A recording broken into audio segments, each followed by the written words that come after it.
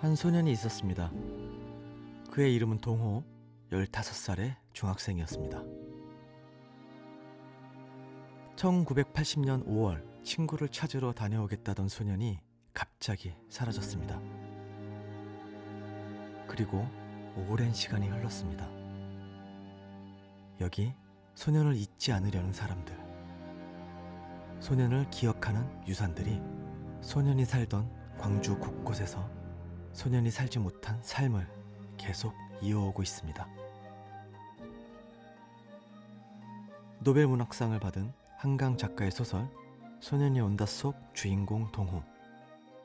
그가 지나쳤을 거리, 마지막 생을 향해 기어코 발을 들였던 그곳, 그리고 그 곁을 지키던 수많은 이들의 이야기를 오늘 이곳 광주에서 들려드리려고 합니다.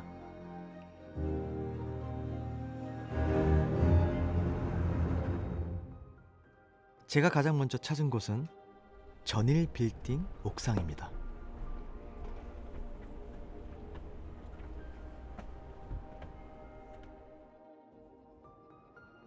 와, 내가 처음 왔네, 광주를. 저 공사 중이긴 한데 이곳에서 광주 민주화 운동을 사람들이 모여서 했던 걸로 알고 있고, 영화를 보면 뭐 대표적으로 뭐 택시 드라이버도 있었고, 김상경 씨 나왔던 그 영화 화려한 휴가도 있고, 민주화 운동 했던 것들을 표현을 했었는데 그곳이 바로 이곳이었네요. 무거운 주제인 만큼 날씨도 무겁네요. 하지만 제가 이렇게 광주에 처음으로 왔다, 그래서 여기를 시작점으로 해서 오늘 광주 한번 돌아보도록 하겠습니다.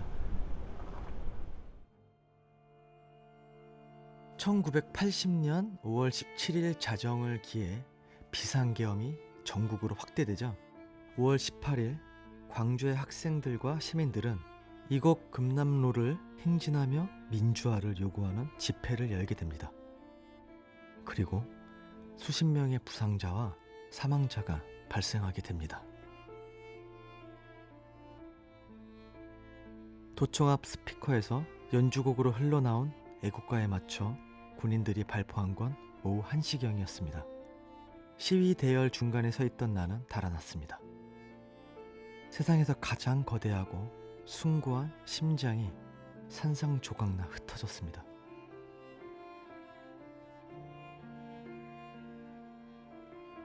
어느덧 45년의 시간이 흘렀지만 광주에는 그 역사를 몸소 겪은 건물들이 자리를 지키고 있습니다. 그중 한 곳이 바로 이곳 전일 빌딩입니다.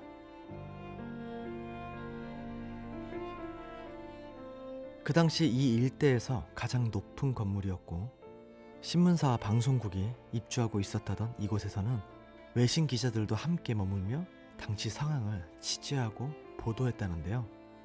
2011년 리모델링을 앞두던 이 빌딩은 오랫동안 숨겨져 있었던 역사와 상처를 드러냅니다. 그것은 245발의 총탄 자국이었습니다.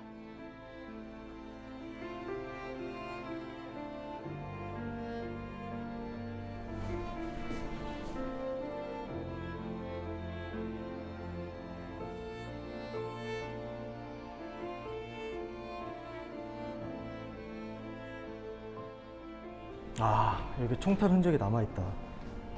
사람이 쏜 기관총의 느낌이 아니라 정말 큰 총알의 느낌. 이 거울에 비친 것도 보면 하늘에서 이렇게 내려 쏜 게 티가 나네.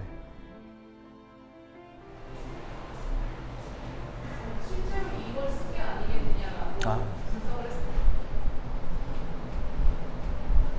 야, 진짜 무섭다. 이 공간 안에서 대체 무슨 일이 있었던 걸까요? 사람의 손이 결코 닿을 수 없는 이 고층 외벽에 남겨진 진실은 무엇일까요?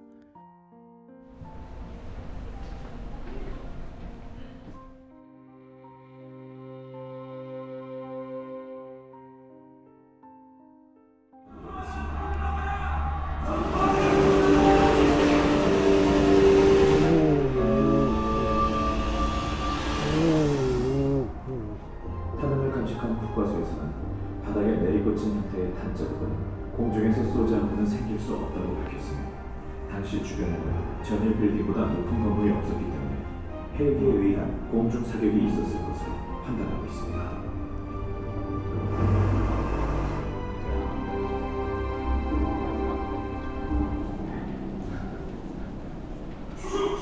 계엄군의 총탄을 피해 흩어진 시민이 곳곳에서 시위하고 있습니다. 근데 원래 알고 있었던 얘긴데도 그냥 저때 있었던 사람들은 어땠을까라는 생각을 자꾸 하게 되는 것 같아요. 그러다 보니까 좀 마음이 무겁다. 저때 막 사람들이 나가지 못하게 이 사실에 대해서 함구하기 위해서 막아두고 했었거든요.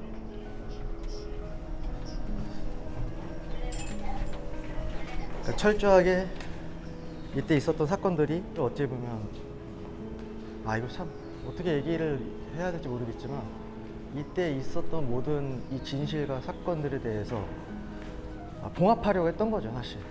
그때 당시에.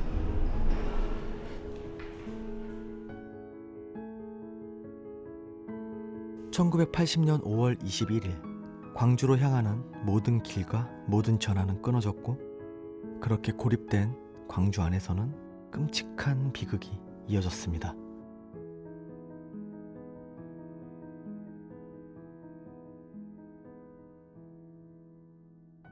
오늘 적십자 병원에서 오는 죽은 사람들은 모두 몇이나 될까? 내가 아침에 물었을 때 진수영은 짧게 대답했다. 한 30명 될 거다. 저 무거운 노래의 후렴이 다시 까마득한 탑처럼 쌓아 올려졌다가 쓸려 내려오는 동안 30개의 관들이 차례로 트럭에서 내려질 것이다. 아침에 내가 형들과 함께 상무관에서 분수대 앞까지 날라놓은 28개의 관들 옆에 나란히 놓일 것이다.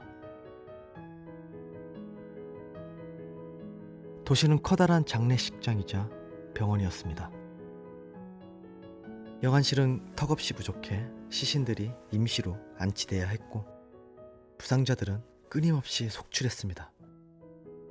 시민들은 헌혈 행렬을 이루었고, 의사 가운을 건네받아 현장에서 병원으로 부상자를 데려오기도 했다고 전해집니다.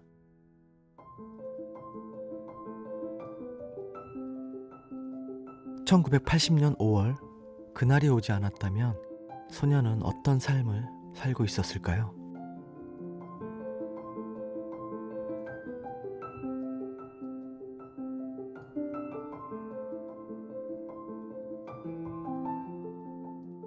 와, 여기가 뭔가 옛날 건물이랑 막 섞여 있어서 특이하다, 되게. 여기 근데 이렇게 집이 멋있냐? 금남로와 그리 멀지 않은 곳에 위치한 양림동. 오래된 한옥과 서양식 건축물이 공존하는 이 마을은 본래 광주에서 5손가락에 꼽는 부자들이 살았던 동네였다고 합니다. 바로 이 가옥이 그 증거 같은데요.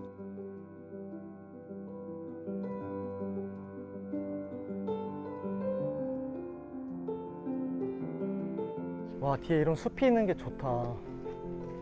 나도 나중에 꼭 숲이 있거나 정원이 있는 집에 살고 싶다.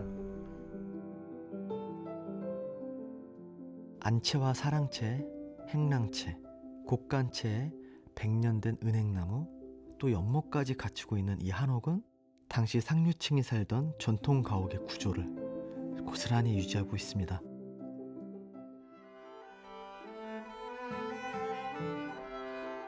그러다 1900년대 초 서양인 선교사들이 이곳 양림동에 정착하면서 마을의 이국적인 정치가 어리기 시작합니다.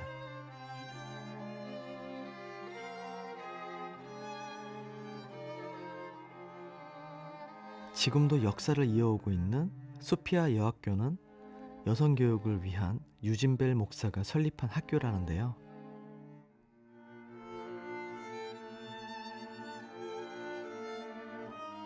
(1929년) 일제에 대항한 광주학생운동에 소피아 여학교 학생들이 대거 참여했고, 일제가 강요하는 신사참배를 거부해 약 8년간 폐교가 되기도 했던 정말 유서 깊은 학교이기도 합니다.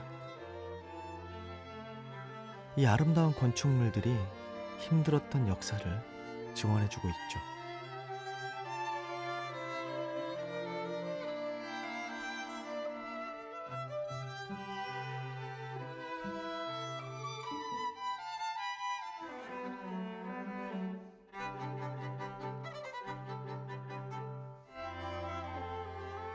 와, 여기 뭔가 약간 프랑스 같았어, 이 느낌. 홍차 전문점. 되게 서양식이다.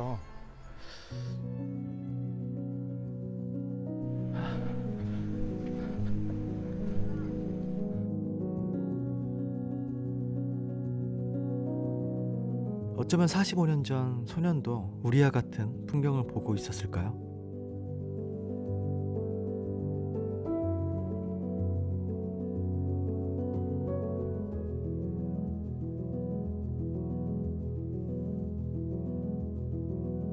그날이 없었다면 소년도 우리와 같은 풍경을 보며 이 가을의 정취를 느끼고 있었을까요? 산다는 건 이토록 아름다운 일임을 생각하면서 말이죠.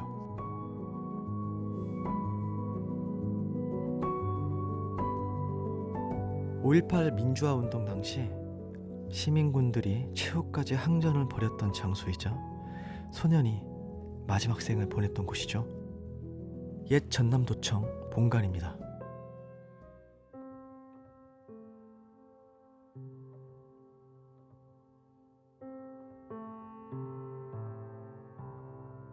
계단을 올라온 군인들이 어둠 속에서 다가오는 것을 보면서도 우리 조의 누구도 방아쇠를 당기지 않았습니다. 방아쇠를 당기면 사람이 죽는다는 걸 알면서 그렇게 할 수가 없었습니다.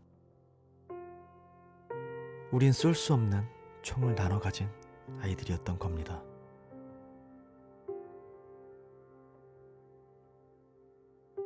(5월 27일) 새벽, 마지막까지 민주화를 외치던 시민군들의 항전이 총탄 소리에 쓰러졌고 소년은 끝끝내 집으로 돌아오지 못했습니다. 하지만 소년의 시간은 한 지역의 비극을 넘어 세계사적인 의미를 갖는 기록으로 거듭났습니다. 2011년 유네스코는 5.18 민주화 운동 기록물을 유네스코 세계기록유산으로 등재했습니다. 한국 민주화의 전환점이자 나아가 1980년대 이후 동아시아 국가들의 냉전 체제를 해체하고 민주주의 물결을 이끈 사실을 인정받은 것이죠.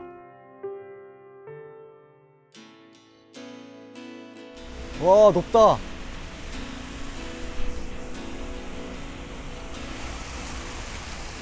영화 택시 운전사의 실제 주인공으로도 잘 알려진 분이죠.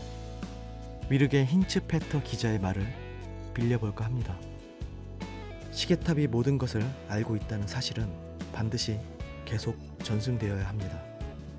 시계탑은 자유의 기념물이자 한국의 민주주의의 시작을 상징하는 것이기 때문입니다.